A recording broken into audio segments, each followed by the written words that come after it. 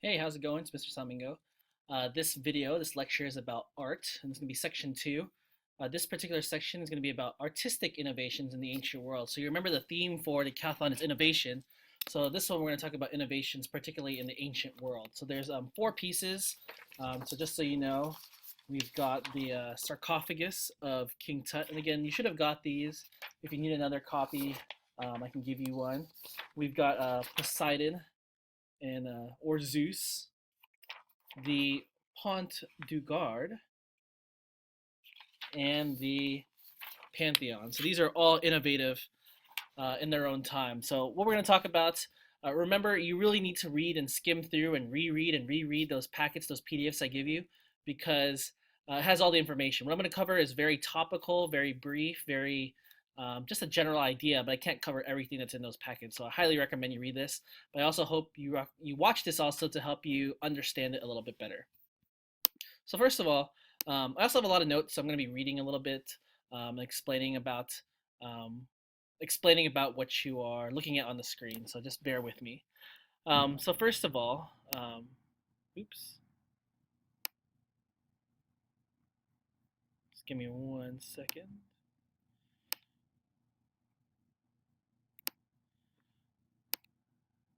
All right.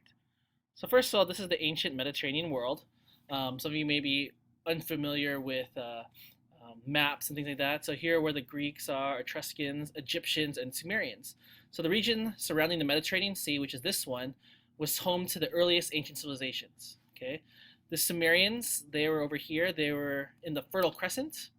The Egyptians, they settled southwest of the Sumerians over here, 3500 BCE. 300 years later after that, we had the Greeks, and then finally the Etruscans. So this is my timeline, okay? And then also these, as I told you before, these PowerPoints are very corny. So it says Club Med, we're talking about the Mediterranean. So in terms of technology, we went from the Bronze Age to the Iron Age. And technology-wise, they had tools. They were making innovative tools, which meant better civil engineering, better transportation. In terms of trade, because of this Mediterranean Sea, people could sail and ship and trade, things like that. There's a lot of intermingling of societies, and the Mediterranean Sea was more like a highway between peoples. In terms of culture, the increased settlements complexifies ancient civilization. So the longer and longer they stayed in these locations, they got more and more complex. And because there's interconnectivity between all these different cultures, the religion, the politics, and the art were all affected. Now, going to particularly the Egyptians, um, Egyptian culture placed a significant emphasis on religion. Okay, so they're talking about what they call a pharaoh. This person called a pharaoh. They were a key role in terms of mediating between God and man. So the pharaoh was very important because they were the intermediate between God and man. They appeased the gods. The pharaoh had to appease the gods so that the Nile would flood. Saying why would it want to flood? It's because they have to get water and they could grow crops. The pharaoh were considered to be part god, and then after the pharaoh died, the pharaoh would themselves become a god. So again, as I told you, they focused on religion. In their particular culture, they liked the afterlife more than they did real life. And all the religious objects, because of how it was, they're all made from stone. Okay. So in terms of Egyptian stuff, um, things that you need to know is mummification, statuettes, what they did with the afterlife essentials, and what they call the Ka statue. So to ensure that they were prepared for their afterlives, Egyptians were buried with all the things they would need, and their body was mummified to preserve, their body. The tombs of the pharaohs, they contained small statuettes of servants, food, clothes, treasure, so they could take them into the afterlife. Okay. Tombs also contained what they called a Ka statue. It represented the soul and was meant to represent the parallel self that would inhabit the physical form until death, like basically like a soul. Um, what is mummification, or the act of making someone a mummy? So when you mummified someone, they did animals and people. It began in the fourth dynasty. Okay, the pharaoh was always mummified. So commoners, regular people, they were never mummified because the process is very intensive and also very expensive. It took about 70 days, beginning with a ritual cleaning of the body. So once the person is dead, they did this ritual cleaning of the body. Okay, then they cut open the body from the left side of the torso. Okay, so they cut open the body on the left side. The liver, the lungs, stomach, and intestines, they removed that all, and they packed it in basically like a salt compound that's called a natron. Okay, then they stuffed the body. Oh, sorry, the brain was discarded, but the heart was left inside. Okay, the body was then stuffed and covered with this natron. Remember that salt compound I was talking about? And it was left to dry for 40 days. Okay. After 40 days, they would rinse and rub the oils to restore like the suppleness, the softness, the suppleness of the skin. The organs were then replaced in the body or stored in separate vessels, and they called those canopic jars. So then they replaced the organs, right, to put the organs back in, or they put the organs in these jars. The body was then filled with sawdust, linen, leaves, and then they sealed it. And then finally, they wrapped it with a linen, so you could see like what a mummy looks like. That's exactly what they did to it. It was wrapped in hundreds and hundreds of yards of linen, with small little amulets placed in between the layers of cloth, and sometimes covered in a mask. Now, King Tut's tomb, it was discovered November 4, 1922, in the Valley of Kings by Howard Carter. It was hidden in a rock-cut structure instead of a pyramid, so they couldn't find it for a while because it wasn't in a pyramid. It was one of the few Egyptian tombs that still contained relics and things that they could, that was interesting, even though it had already been looted. If you don't know what looted means, like people went in and stole stuff and everything. And it was rumored to be cursed. The person that excavated, the sponsor who did the excavation of Tut's tomb, he died 6 weeks later after the dig from a shaving cut. So now they're saying that this tomb is kind of cursed. Okay, so there is rumors that anyone that opens the tomb, they also are cursed, just like Lord Carvanon. The tomb has 4 chambers. So in the tomb, there's what they call the antechamber, the annex, the burial chamber, and the treasure. So Tut's tomb has this four part. It's a 4-part tomb. And now it says celebrity sarcophagus. So what are these pieces? So first of all, there's this inner coffin. So this is the sarcophagus right here. There's an inner coffin, which is an 1/8 inch thick, 6 foot 1 inch long. It weighs 1/4 of a ton, and it's beaten gold inlaid with semi-precious stones. Okay, it's religiously decorated. It's depicted as the resurrected god Osiris, and ensured that the person that was in there would reanimate themselves. Okay, so King Tut was depicted as the god Osiris. Osiris, just for your information, was killed by his brother Set, and then resurrected. So Osiris is kind of like this image or the ideal of resurrection. So that's why they did that for King Tut. Or instead of saying King Tut, the full name is Tutankhamun. It wears ceremonial beard and beads. It has a crook and a flail in his crossed hand. So in the crossed hands of this, it has a crook and a flail. And then there's a vulture called Nekbet and a cobra called Watjet. Okay, and they're also represented on the sarcophagus. Who was King Tut? Tutankhamun was a pharaoh, and very early at age 9. He might possibly be Akhenaton's son, and they're saying King Tut probably died of a leg infection or malaria. So here's a brief video of King Tut's, the relics in King Tut's tomb.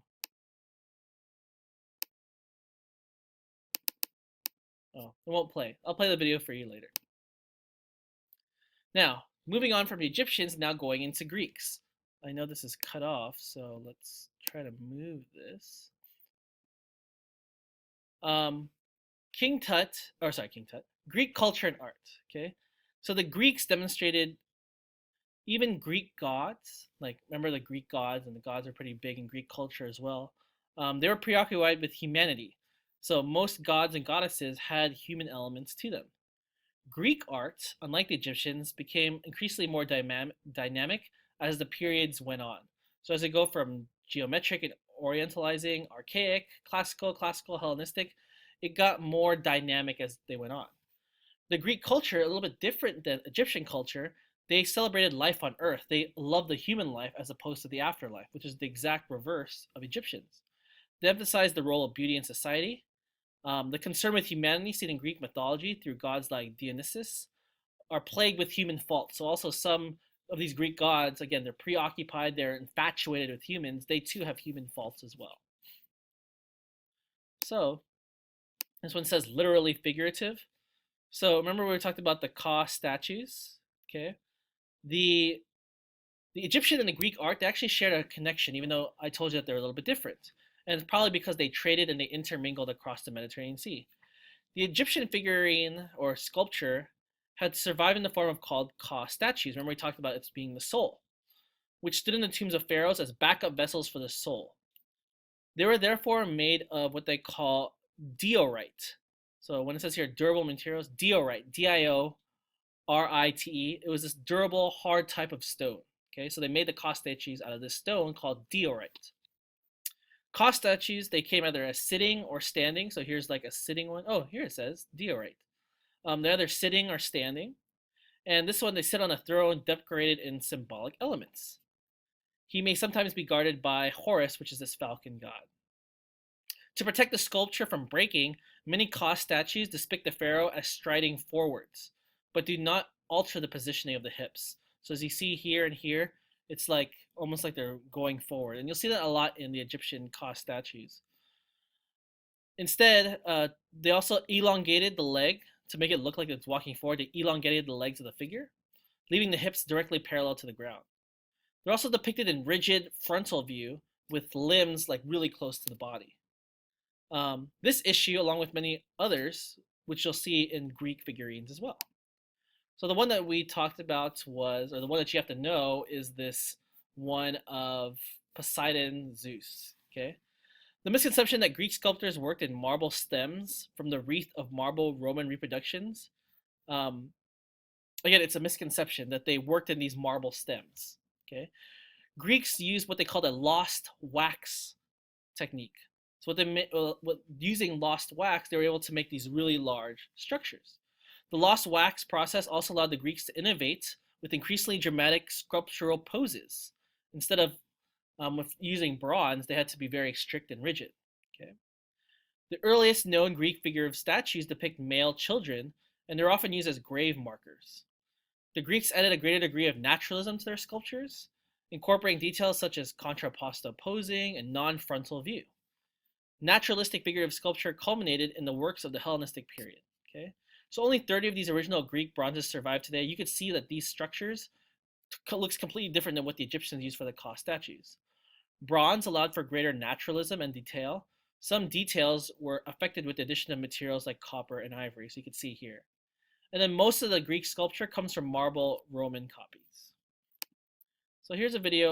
Let's see if this plays. It's about what the lost wax technique is.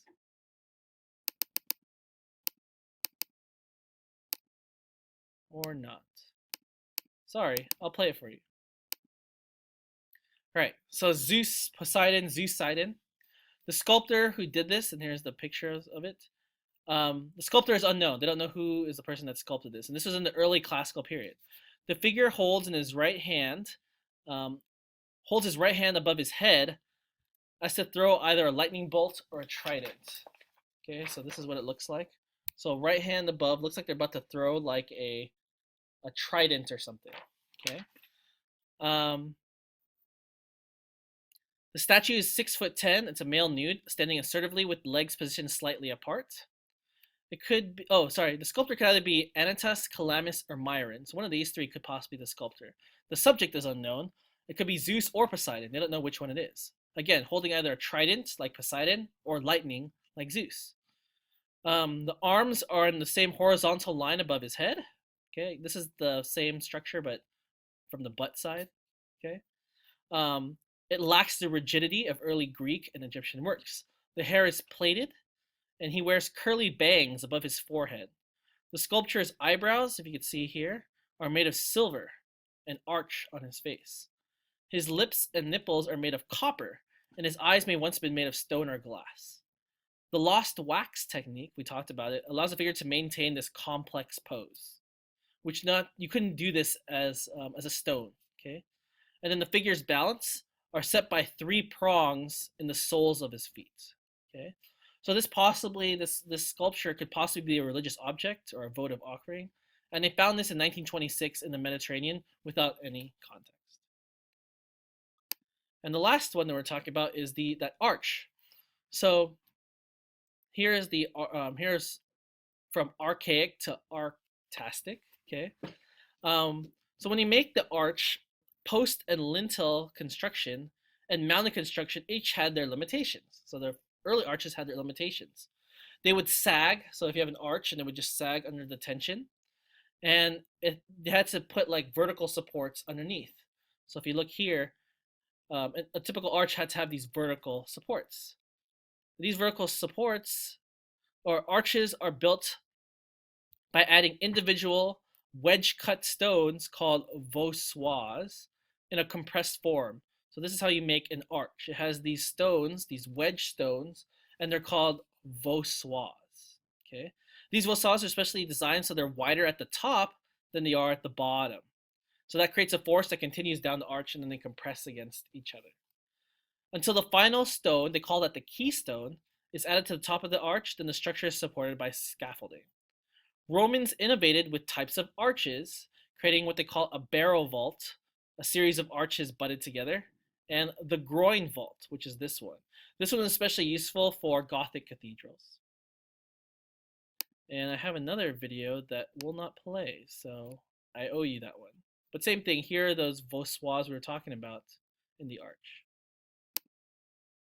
So the Pont de Garde, the one that you have to know, so we talked about King Tut, we talked about Zeuseidon, we talked about, now we're talking about this arch, Pont du Gard, okay? Pont du Gard, again, Pont du Gard, was part of a large Roman aqueduct. So aqueducts, if you don't know, they transport water, okay? It was significant because of all the arches that it had, which replaced traditional forms. Post and lintel was the old one. Now we're using arches. It was long believed that Emperor Agrippa, so a name you need to know, Agrippa, this emperor, built the Pont du Gard somewhere between 20 and 16 BCE. Okay, it's the best preserved Roman bridge today. Its location is at which the aqueduct crosses the Gardon River. So here it says Gardon River. That's where it is. And it was probably built in the 1st century CE. Okay, best preserved Roman bridge today. It drops 56 feet and extends for 31 miles. Now, the Romans made extensive use of concrete. Okay, they developed it to replace marble. Okay, concrete is made of lime mortar, volcanic sand, and stone. And then when they mix it with water, it binds together. So that's what concrete is. It's mortar, volcanic sand, and stone. Okay. With the addition of reddish clay called pozzolana, concrete can be used in damp conditions. So when they use this clay called pozzolana, they could also use the concrete in damp conditions. After the fall of the Roman Empire, concrete all but disappeared, and it saw a revival in 1670 when the Canal du Midi was built from concrete. Joseph Apsden, invented Portland cement. So the most common cement that you hear today is called Portland cement, the one that you see or in real life today, and that was discovered and invented by Joseph Apsden. Okay, Joseph Monnier created reinforced concrete.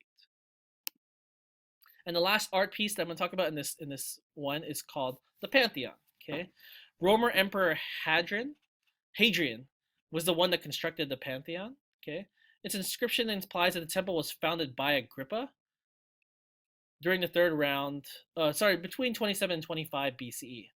The original burned down, and as did the second version. So there used to be 2 different pantheons, and they burned down.